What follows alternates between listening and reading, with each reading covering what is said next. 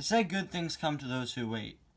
What they don't say, but what they should say in this situation is, good things come to those who decide that they don't want to buy a 5-pack and then wait 2 years without having one car who actually had voice lines in the movie and was promoted as one of the new characters despite not having a major role in the movie. And eventually they saw her released in a single pack. Good things come to people who do that. Well, in my case, Shannon Spokes was one of the few cars that was always readily available for me to pick up, but I just never did.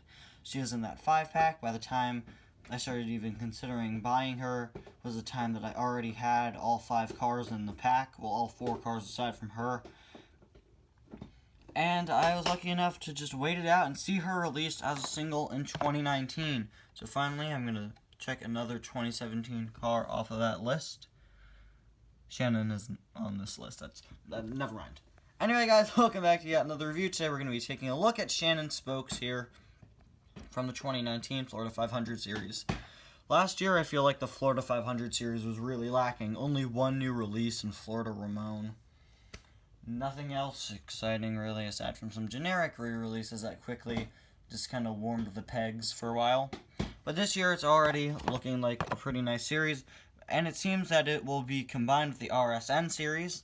Let's see how Bob Cutlass is there. And my theory, at least, is that may see a Tokyo Party series return. Seeing that this was combined with another series, and there are multiple Amazon listings for 2019 releases due to the words Cars 3 being in their labels. Even though they didn't appear in Cars 3, cars on Amazon who are really recent are labeled Cars 3 sometimes. Cars such as Chisaki and Suki, Miles Axelrod with Microphone have all been showing up as potential 2019 cars due to those Amazon listings, which made me believe that they condensed RSN and Florida 500 into one series so that they could have an open series slot, since every year they do 12, and maybe that slot will be used for a Tokyo Party series, which would be really cool. It's the opening race of the Piston Cup season. Who will take home the championship? Storm, Rusty Screws, Bob Cutlass from Cars 3, new version of him, and Dynaco Cruz on the back. Let's get Shannon out of the package. If they did Tokyo Party, I'd be super excited. Suki, she's been released so much, but she's just one of those cars that I don't have. It would be nice to get a spare Chisaki or a duplicate of Chisaki. My Chisaki actually, her lips are dented. I don't know how that happened, but like her lips and her mouth is covered in dents. Alright, so here's Shannon out of the diecast. I'm all over the place in this review. Here is Shannon Spokes out of the package. She's her own unique model and is a very cool one. She's pretty tiny though. She's got a huge grin there. You can see the eye plate because this is the Thailand variant. I believe she's the bronze variant, which is a more recent variant that's only been out since, I believe, over the summer. You can see her headlights there and the very nice RSN headset there, very similar to Chick Hicks's headset. I love these red stripes going around her. It really makes her unique.